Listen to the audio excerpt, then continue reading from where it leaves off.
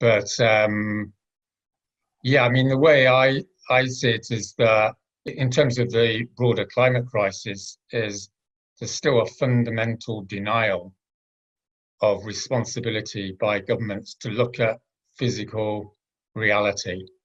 And for me, like the coronavirus is a really clear example of where nature decides it's going to do something, and because our culture and our political class doesn't recognize that nature has any power or any say, then it ignores it until it's too late.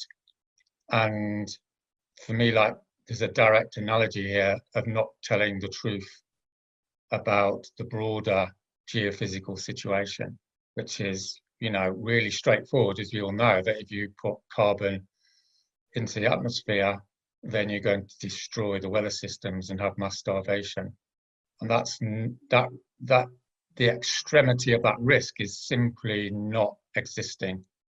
I mean, I think it's an open question. I don't know what you think, Chris, but I think this crisis may go some way to actually reminding ordinary people, anyway, that there is a natural world out there, and it needs to be considered. I don't know. What do you Well, think? we're learning a lesson in the danger of human hubris. Yeah. You go back, and I studied classics and read, all of the great classical playwrights, Sophocles, and that was a persistent common theme, that human hubris would destroy you, because there were natural forces beyond your control, that if you didn't honor, and if you thought you could dominate, would crush you. And that's precisely what's happening. Consumer culture is kind of an anathema in the sense that it revolves around the cult of the self, the sense of total empowerment, extended, of course, through the access to machines,